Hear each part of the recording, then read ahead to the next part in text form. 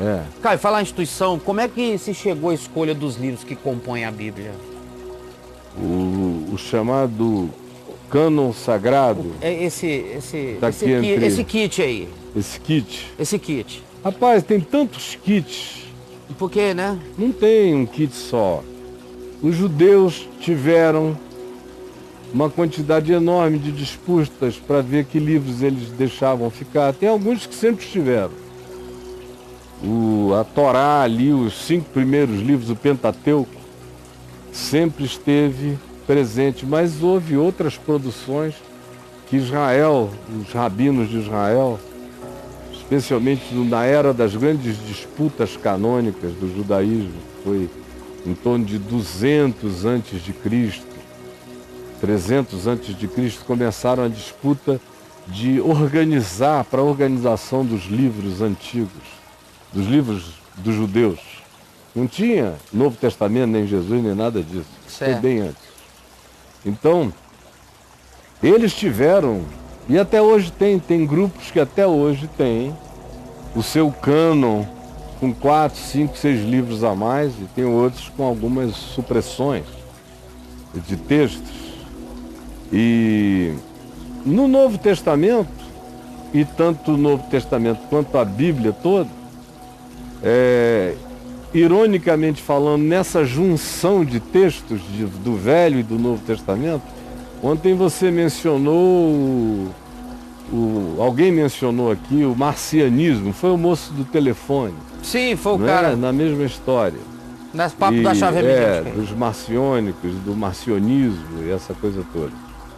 Mas você sabe que foi Márcio, o primeiro indivíduo a propor um cânon sagrado do Velho e do Novo Testamento, e que o cânon sagrado proposto por ele é basicamente esse que está aqui, com muito pouca alteração, dependendo da versão ou católica ou protestante, muito parecido. E ele foi um dos primeiros indivíduos a propor. Ele achava que era importante para se proteger a fé dos discípulos de todos os tipos de loucuras e de filosofias que quiseram cooptar a nova fé, ou se simbiotizar com ela, ou se sincretizar com ela, que para preservar sua originalidade, já que Jesus não tinha escrito nada, então tinha que se pegar o melhor testemunho de pessoas bem próximas e de textos muito coerentes e correlatos entre si. E com o melhor do Velho Testamento, segundo ele, e com o que mais se pudesse agregar. Então tinha gente que colocava o Apocalipse também dentro, tinha gente que dizia não, o Apocalipse não, é incompreensível. Tiago, tinha gente que deixava Tiago entrar, tinha gente que não queria nem ver Tiago. Segunda Epístola de Pedro, a Epístola de Judas, tinha gente que não botava dentro, por causa da história dos anjos e das mulheres. Então era muito complexo para a cabeça deles repensarem a história inteira a partir de outros fatos e outras possibilidades, então não queriam. A igreja, por outro lado, no Egito, no norte da África, provavelmente tenha sido a que mais ajudou a cristalizar isso que a gente chama de cânon. Esse cânon aqui, dessa Bíblia aqui, lá com Agostinho de Hipona, e aquele período foi um período de certa solidificação desses textos aqui, com alguns outros 4, 5 acréscimos de livros que constam na Bíblia Católica até hoje. Mas, paralelamente a isso, no Oriente, a Igreja do Oriente tinha outra seleção de livros, fazia outras inclusões que não essas aqui. Aí veio o protestantismo. Nossa, mãe. Aí quando chegou no protestantismo, Lutero queria tirar. Ele, de saída ele queria tirar Tiago, a segunda epístola de Pedro, Judas, o Apocalipse, ele queria tirar de cara. Mesmo, cara? Eram textos muito problemáticos e tudo mais. Textos problemáticos. Aí depois ele foi convencido a não tirar, mas a colocar em segundo lugar. Tanto é que na organização da Bíblia original luterana na Alemanha, esses textos foram botados realmente por últimos, porque eles devem constar como últimos. E pasme, Lutero não gostava de Hebreus. Não gostava de Hebreus, devia ser um trauma do sacerdócio católico, porque o livro viaja muito por dentro do sacerdócio, mas destruindo o sacerdócio. No entanto, ele tinha um problema pessoal com o livro de Hebreus, ele se sentia angustiadamente ofendido, não era nada que pudesse ser chamado de sério, mas era uma resposta psicológica do Lutero reformador ao trauma sacerdotal ou qualquer coisa a isso vinculado, ou alguma coisa usada do livro de Hebreus contra ele na adolescência, na juventude, o fato que ele tinha um trauma do texto de Hebreus e por ele teria ficado fora. Então, até essa história do cânon sagrado, que o pessoal fica beijando daqui para cá, é idolatria e paganismo. Porque a única coisa que realmente importa é que eu saiba como foi Jesus.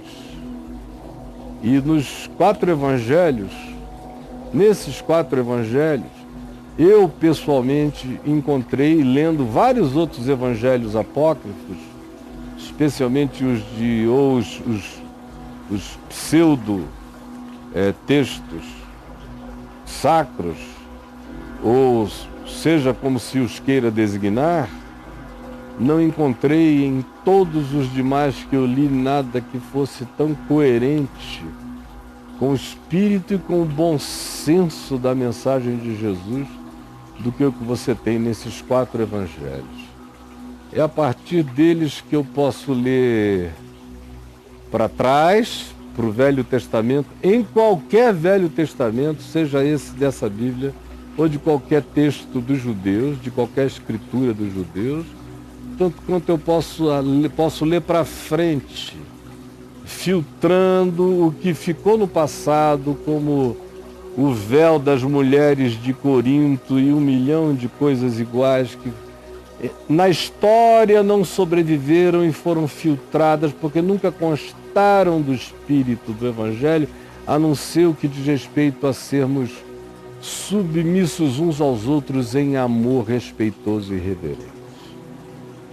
Como também por esses 4 evangelhos eu entendo tudo, ou eu me aproximo da compreensão melhor possível no Apocalipse, e a partir deles eu leio inclusive os textos de Nag Hammadi, o Evangelho de Maria Madalena, o Evangelho de Tomé, a Assunção de Moisés, o que vocês quiserem, que tem abundância, e volto sempre aos 4 evangelhos, encontrando neles uma coerência que me dá estrutura, me dá DNA, me dá composição óssea, me dá os nervos, me dá as carnes, me dá a fisionomia, me dá a cara de Deus em Cristo Jesus. Chave hermenêutica para compreender tudo mais, vem daí. E Caião, aí, brother? Caião, se Lutero tivesse suprimido o Velho Testamento e a partir de lá a biblioteca fosse só o Novo Testamento, a história do protestantismo no mundo seria diferente? Poderia ter sido diferente, mas eu acho que teria sido uma perda enorme, porque eu creio na revelação de Deus no Velho Testamento. Eu creio nas intervenções.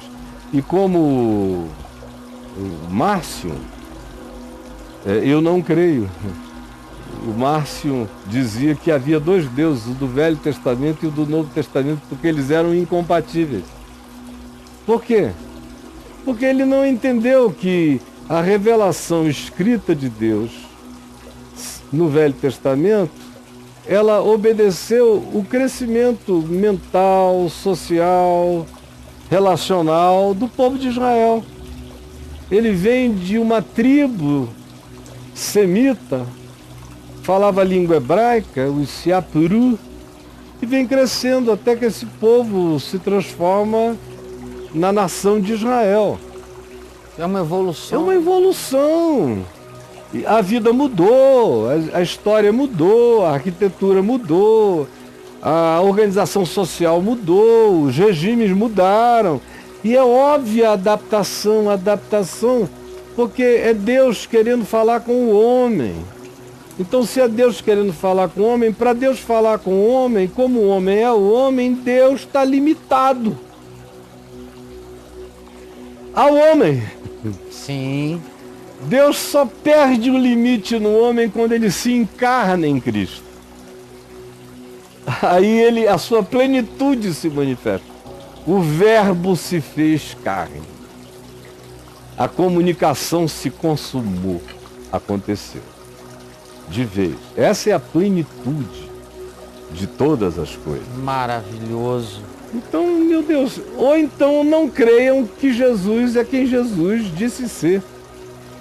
Ou então não creiam o que os apóstolos creram sobre a superioridade e a centralidade de Jesus. Ou então não creiam que Jesus repreende apóstolos, porque falam tolice. Mas Jesus diz que aquele que erguer a sua vida sobre ele, sobre a rocha que é ele, meu Deus, pode ter alguma coisa mais na esquina do que essa? Aquele que erguer vai suportar todas as intempéries da vida e resistirá até o fim. No fim, qual é o sentido da fé senão esse? Então, coitado do Márcio, ele não conseguia reconciliar, porque ele queria que o Deus do velho fosse o Deus do novo, e não dava. Na verdade, o Deus do velho está crescendo com a limitação humana, e no Novo Testamento, Deus explode no humano. Aí ele fala. Ele mesmo fala, não é? Como Jesus diz, tudo quanto eu ouvi meu Pai vos dizer, isso vos digo. Mas vai não poder suportar agora. Mas está tudo dito, está tudo feito, e a partir dele você pode viajar em todas as direções na velocidade da luz. Aí você anda para trás. E para olha lá atrás, para olha. frente, você anda para o futuro, para tudo. daqui a 1 milênio. Pode me jogar lá que o evangelho será relevante. Eu sei que será. E eu não precisarei de valor agregado nenhum, além dessa compreensão que todo dia eu exponho aqui.